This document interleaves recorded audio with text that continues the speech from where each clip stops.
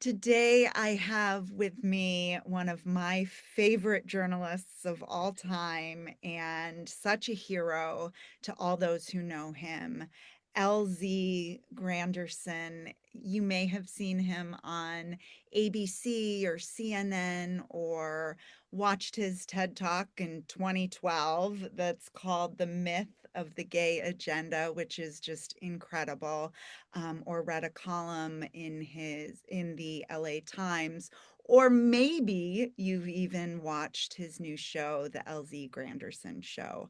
I am so honored to have you here with me today. Thank you so much for saying yes. Oh, thank you so much. Shonda Rhimes wrote a whole book called, The Year of Yes or Say Yes. So Mhm. I'm just going with that flow. Well, So I'm saying yes. it seemed to work for you so far, so I appreciate that. And I have been so wowed by the work that you have done as a journalist and writing about culture and politics and advocating for gay rights and human rights and changing the conversation. And so your story is so dynamic and so powerful. We became parents. I was married at the time, was married at 21. We were parents, basically by 22. I was a youth minister in a church in South Bend, Indiana at the time. My mom And grew up in South Bend. That's wild. get out of here. Yeah, yeah. Love me some South Bend. And some Mishawaka. Mishawaka was my go-to spot. Hmm. Um and it was a obviously a whole lifetime ago. I was closeted. Um, I was in the church as not just in terms of my faith walk personally, but it was my source of income. I was in the ministry and I was trying to finish my bachelor's degree. And so, I was just a different human being in so many regards. But the one thing that being a father so young um, blessed me with was infrastructure at a very young age. Because I was married, because I wasn't just a youth minister, but I was responsible for the spiritual walk of these young people that came into the church, the weekends on Sunday, obviously, but also during the week for Bible study, that it taught me structure and it taught me discipline very, very early. So even though there were extreme challenges to being a dad at 22, I don't know if the things that you admire about me as a journalist would have come to pass without the infrastructure and discipline that fatherhood gave me. Wow, that's your, do you believe that's your foundation? Oh, absolutely. I wouldn't even have come out of the closet. I don't know, at least not at that time if it wasn't for fatherhood. So I was kind of in like an Exodus program, Hmm. um, trying to pray the gay away. Such as it is. And Hmm. I was dedicated. Fell asleep on the altar steps. I fasted. In addition to like watching the Exodus type programs, and that for those who don't know, Exodus is like this former ministry where people try to counsel you out of your sexual orientation and or gender identity. And so I tried everything before coming out. But what ultimately led me out of the closet was wanting to make sure that my son grew up with integrity and wanting to make sure he grew up with purpose and a sense of honesty and knowing that none of that is possible if he's being raised by dad who's closeted, right? So I came out in part because I wanted him to live a life of authenticity and integrity. And the only way that happens if I first acknowledge my own sexual orientation and do the hard work of coming out and figuring life out from there. And you have done that. He is a grown man now, and from what I can He see, is. He he's is. a He is phenomenal grown grown. man, and you are a phenomenal father. And he has been Thank you. so supportive of you in a lot of your coming outs, so to speak, and your journey through the nine lives you've lived. Yeah, it's been a if you're blessed enough, if you're lucky enough, if you're fortunate enough, if you're humble enough, your children actually raise you. I do You believe know, that. it right? Like it's set up for you to go into this dynamic, this relationship with this human being, because physically they need you for everything. Hmm. But, as the physical aspect of it shifts, you realize that the growth that's happening isn't just physical and isn't just happening to your child, it's also happening with you. And that's an important transition I have learned as I've gotten older, as a middle-aged person now, because going through that process as a young parent, it prepares you to go through that process as you parent your parent. Hmm. If for those of you who are fortunate enough to still have parents who are alive as you get older, understanding again the differences between, physically not being needed, but maybe some other aspects of life you need to step in and fill in some gaps. Being a young dad taught me that. So as I get older, I can apply those same lessons. So I'm really fortunate, really, really fortunate. Oh my gosh. And you showed up in ways that, I can only hope that the people that I work with as a psychotherapist can show up for their own kids. And speaking for myself, having kids was so reparative for me, just in terms Hmm. of things I didn't get growing up and being able to show up for my kids differently. So, having my oldest is 19 now, and Congratulations. thank you. It feels Get out good. the house. Get I know, right?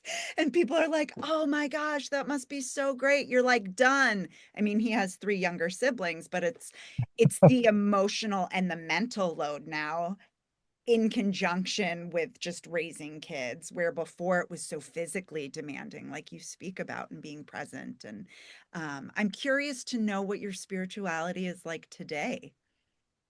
it's in a wonderful place.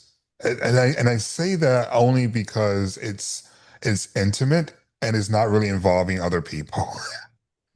I think I think when I think about that life, my time as a youth minister, and I was a youth minister actually in two churches. I gave my life to Christ when I was, I think, a sophomore in college. So I didn't grow up in a very religious household. This Mhm. was something I came into later. I had been curious about the Nation of Islam prior to that, so I had been seeking spirituality or trying to get answers to something bigger than me, for some time before I became a fundamentalist Christian at the time. And so the how can I characterize this? The hardest part about my spiritual life had been reconciling my sexual orientation with what I had been taught by others and what I had read, right? And heard about, right? Mhm. And experienced culturally, experienced legislatively. Like there were plenty of cues throughout life that being queer was wrong, Mhm. right? Sure. And faith was one of those areas that I found myself in. And so when I say that my spiritual life is beautiful now, it's wonderful now, it's because of all the unlearning about my spirituality and God's love that I had to go through as I was coming out as a man of faith. Because obviously, when you come out queer as a person of faith, people say, hey, those two things don't jive. Well, Yeah. you have to get to the place in which they jive for you. And once you get to that place where those two existences can coexist, Mhm. then you realize that spirituality is truly an intimate walk.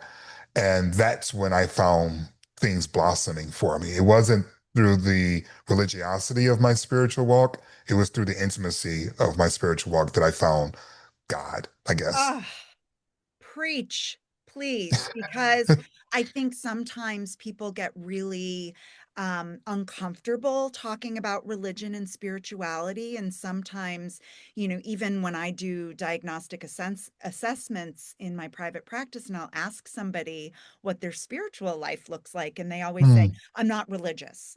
They don't want to identify with any religion. And I need to explain. And that was such a beautiful explanation of the difference of those two and how Thank you you. found It's, your own it's way.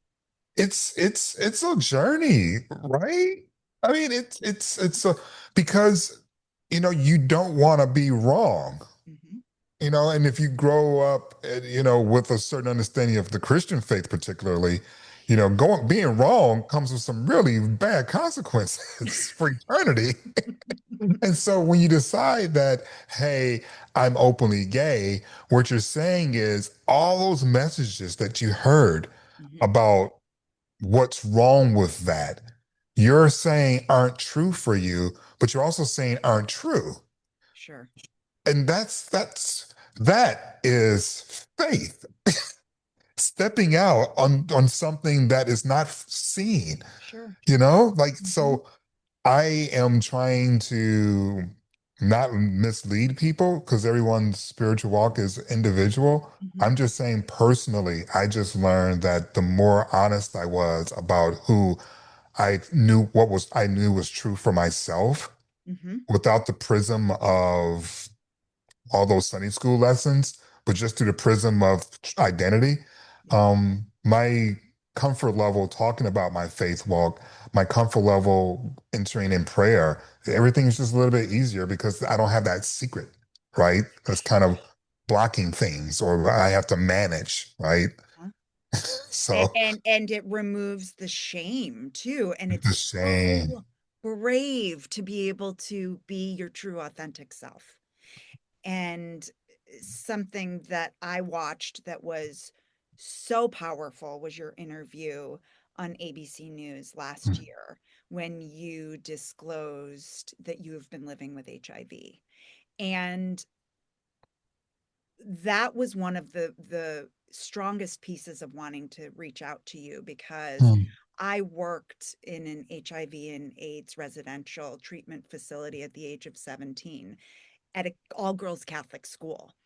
And, you Wow. know, you don't do Gosh, that in 1995 I'm just sitting here. I'm stunned. I'm sitting here like, what is? How does that even happen, Kelly? Like, how do you what because the help? Catholic Church said being gay is a sin. And I became curious. I wanted to know about that. And I grew up in the city of Chicago, and was, it was all around me. Mhm. And I wanted to find out more. And I started having conversations with people who were living with HIV and AIDS. And it was the most authentic conversations I had ever had in my life.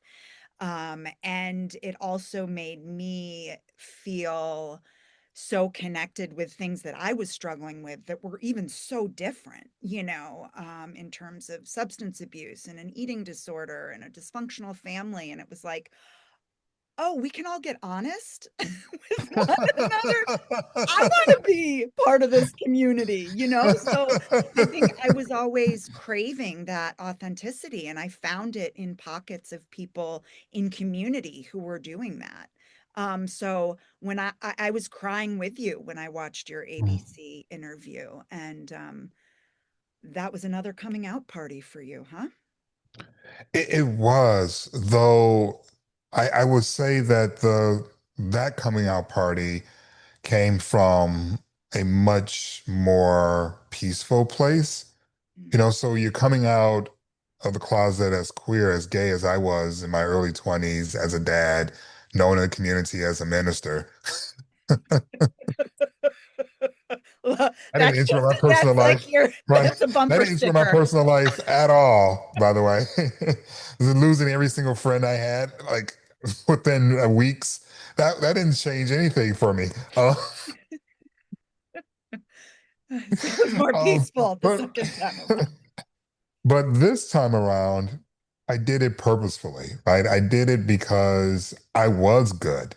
Before, coming out was coming out to try to get to good, because I recognized I wasn't in a good space being closeted. This was coming out because I was good. And I wanted to use my platform to help other people get to that same sort of place of peace. You mentioned shame earlier, and shame is such a huge barrier to mental health, Mhm, just in general, right? Because shame is oftentimes self-generated. And because we're constantly around ourselves, the possibilities and opportunities for shame to interrupt our lives are nonstop. mhm, And when you're hiding something that you're ashamed of, then you're handcuffed to darkness. because you don't want anyone to see the light, to see the fullness of you, right? So it's like this weird sort of existence that I had been living where I was both HIV positive and completely healthy, and yet cognizant of the fact that every single time there was a possibility of that being disclosed publicly, I was uncomfortable and sometimes in a panic mode. Mm. So I don't necessarily mean that like in front of the camera in the media or in my columns, but something as simple as friends come over to visit, making sure all of my medications are hidden, Sure. or that there's a housekeeper coming over to clean, making sure that she doesn't stumble across these pills and start asking questions. Hmm. If my son comes over, making sure that they're put away, that he doesn't see them when he comes home from college, like things like that. When you start living your life through those little, self-imposed microaggressive sort of, ways of existing, you realize that you're still bleeding out, even if you're healthy, because of the secrecy, because of the shame. Hmm. And so I wanted to come out because I didn't want other people to have that shame either. Hmm. What's the point of living if you're still afraid to live? Right. I had gotten through all of the shame and the horror of being HIV positive and the threat of my life. I got to the point in which I was no longer detectable. I got to the point where your doctor's like, you're good, and yet I'm still living as if I'm not good because of shame. And so coming out that time was because, hey, I am good. And I'm telling you because I want you to be good too. We don't have to live like this. And oh, by the way, if you're afraid to get tested, don't, because you're not doing the healthiest thing for you. And I just want you to see me and Hmm. know that I did all of this. And the person who was covering tennis or the person who was covering this event or talking about this subject matter through all of that, that person was HIV positive and he was living his best life, and it didn't stop him from having a good career, and it won't stop you. But at first, it starts with you being courageous enough to get tested, knowing your status, and taking care of yourself so you can be good as well.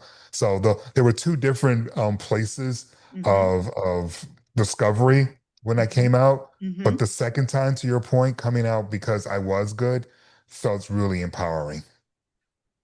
Wow. I mean, there's a saying in Alcoholics Anonymous that I'm a member of that we are as sick as our secrets.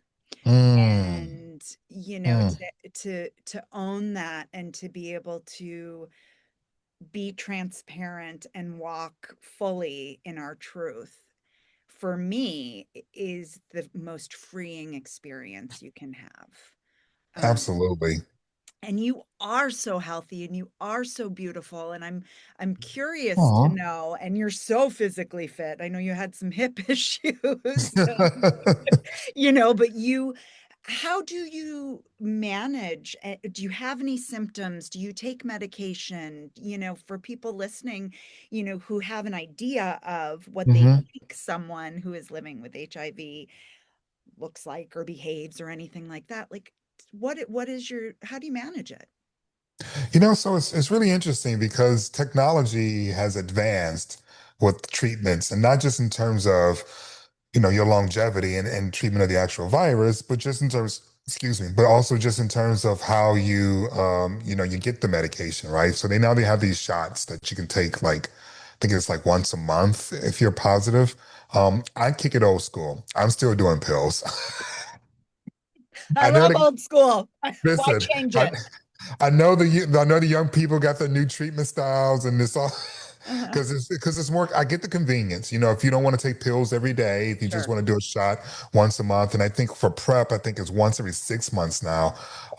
There's absolutely incredible advancements in science that I pray that we are able to continue in this country. Mhm. As we make changes to our medical system and vaccinations and et cetera. But we've made so many incredible strides in terms of HIV/AIDS that I have virtually no side effects from any of the pills that I take. Um, I take them every day. Mhm. I'm supposed to. I Mhm. take them with a little bit of food. I don't need a full meal. Um, I don't have any of the wasting. Obviously, I don't have any of the bloating. Mhm. I'm very, very blessed that the both my body, responded very well to the medications for as long as they have, and no impact on my digestive system or my respiratory system or anything else. Mhm. Everything else is completely fine. And I've been able to live, as healthily and as actively as I had before knowing I was positive. Um, and it's really just because I'm blessed by the women and men from the late 70s on who got on this and continued to work night and day so that I was me and many others are able to have this healthy life. But I'm completely fine. The hip you mentioned is a byproduct of playing too much damn basketball on the hard courts. It has nothing to do with being HIV positive It's, because I should have made I the I difference. could have That's no no no basketball no and no no. It's all good. It's my husband reminds me like I was playing outside still on the hard court, sometimes in Chuck Taylor's in Venice Beach because I had that white man's can't jump fantasy in my head, and I just loved that movie so much that I just wanted to keep doing that every time uh-huh. we were in Venice Beach playing basketball. Yeah. That's why my hip had to be replaced, girl. It had nothing to do with anything else other than I knew my, that, but I'm glad you playing clarified for the listeners. Yes. basketball. Yeah. And probably tennis too. I'm a very aggressive tennis player. I probably even yoga more harder than I'm supposed to. I probably yoga myself to hip I issues too. yoga hard. Just You're like, that's just right, you're vocal, like relax, y'all, right now. Like it's just my personality. same. Um, you mentioned your husband. That Hmm. again seems like such a beautiful relationship that you have just nurtured and developed and um it just your presence radiates through this screen right now, and that's the same feeling when I see you on social media. And a lot of times people's persona doesn't match what's going on inside, but I know that that is true for you, because I feel that. And so can you just talk about your relationship with your husband and how that came to be and where you all are now and what's next? Sure, sure. He's my best friend. Like Mhm. it starts something as simple as that. He just gets me.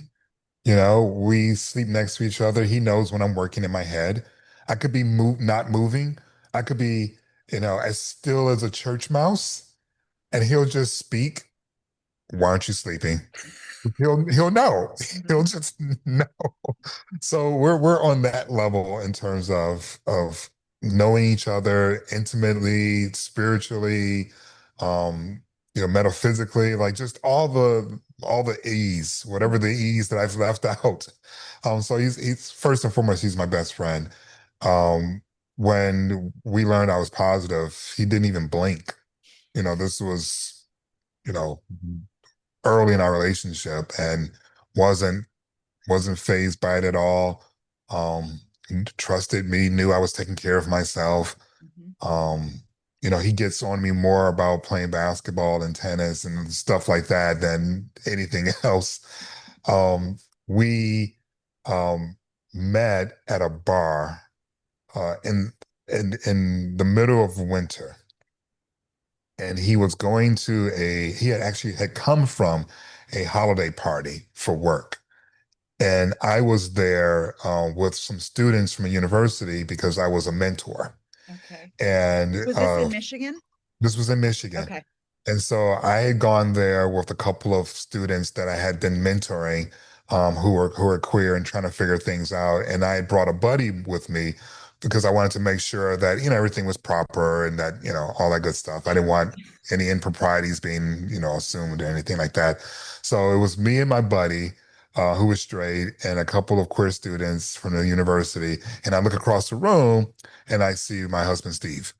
And I'm so freaked out that I use my buddy as a wingman to walk over to try to hit on him. It totally flopped. Again, because my buddy is straight. He doesn't know how to be a wingman for a gay guy. Um, and I almost totally missed out on Steve. Uh-huh. But fortunately, he stayed in the bar longer. And it was like an hour later, I approached him without a wingman.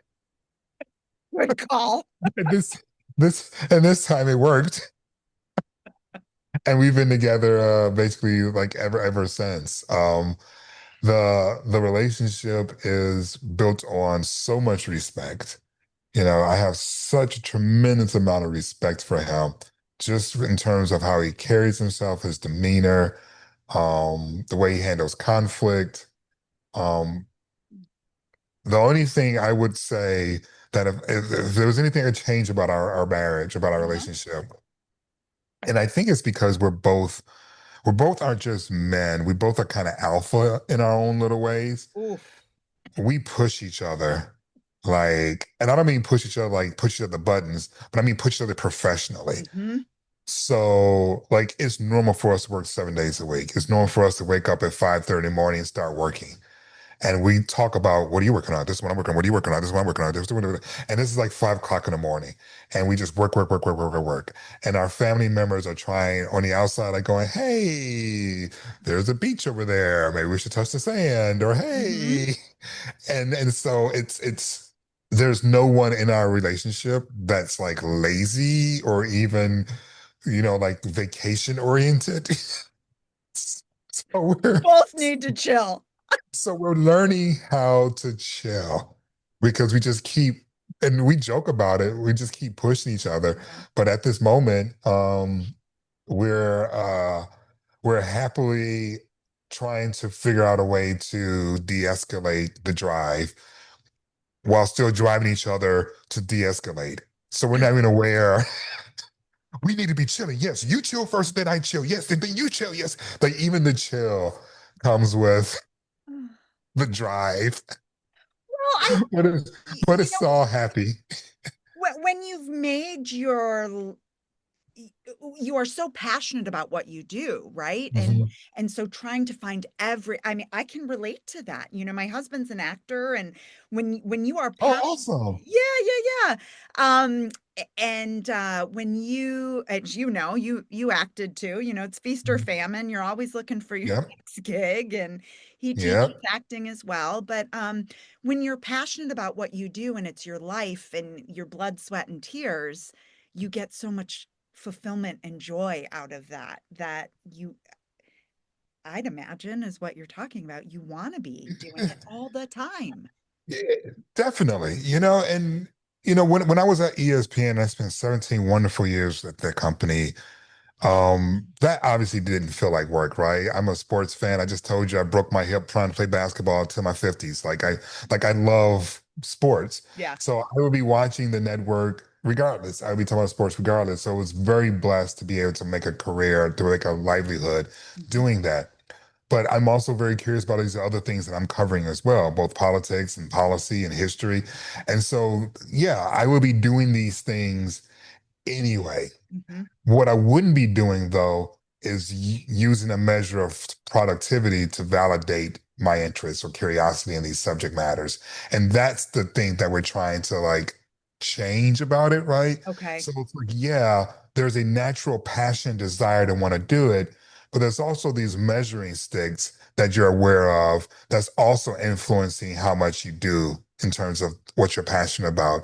And so looking at that measuring stick and readjusting it is Mhm. kind of what we're talking about. Yeah. It's kind of like saying how you define success at this stage in life needs to be different than in our 30s and in our 40s, if for no other reason than you can't take it with you.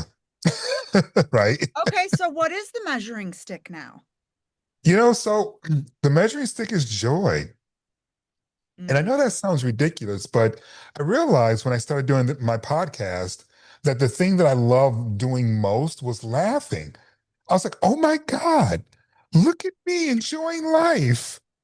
I have spent so much time in this ecosystem of trying to be productive with my work and with creating content Mhm. that I wasn't thinking about, the love, and I wasn't thinking about the joy.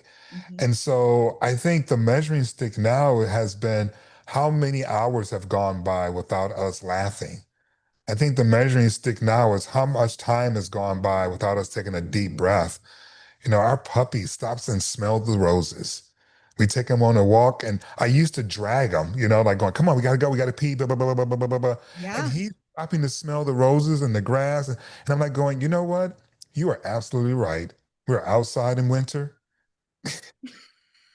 It's cold. You don't want to be out there. But now it's summer. The flowers are out. And you're saying, hey, let's stop and smell the roses. And that's what I'm learning how to do now. It's those little things. And I know that sounds oversimplified, but it really isn't. It's not. And It's and we all not. strive for that, but we don't know how. So that is so concrete. How many times am I laughing? How many Yes. times am I taking a deep breath? How many Yes. times am I slowing down and being present? Being present. I had a cousin that I loved very, very much. Her name was Ingrid Scott Weekly, and she was an absolutely remarkable woman who did so much in Michigan. And she said to me early in my parenting, she said, Elsie, choose your presence over your presence. Mm, Presence over presence. Don't get so caught up in making money and showering him with gifts that you forget that it's your presence, it's being in his life that is the most important gift of all. So she always reminded me of that presence over presence. And so that's kind of like how I try to live life at this stage. You asked about the measuring stick. mhm. Once you get to a certain point in your career or in your life and the accumulation of stuff or things that you always wanted or want to have a symbol of success to show other people, particularly if you're a man, it could be the car, could be the bling, could be the house, could be the woman, whatever the status symbol is. In Sure. my case, the guy, believe it or not, gay guys do it too. Like, oh, you power couple. Yeah, we do the Yeah, well, power gay you got a couple. cute one too, and he Listen, says the same listen. about We you. talk. Listen, it's not just a straight guy thing that wants to have a baddie on his arm. Gay guys want to have a baddie on our arm too. And so, but all these things are also part of a status symbol, right? To sort of show other people. So the measuring stick is wanting less and less of those things to display for other people and more things that you enjoy just yourself. Sure. Okay, so on my post-it note, I'm going Mhm. to honor your cousin, presence over presence. Yes. I love that. Presence over it was so simple, right? And such a clever play on words. And she knew me being a word person, I would hold on to that. But the message is just so, transformative. It goes beyond parenting, right? Hmm. Friendships, Hmm. Everything. um, everything, Yeah. the gym. Yeah. Why? If you're not present when you're working on the gym, what does it matter if you look great?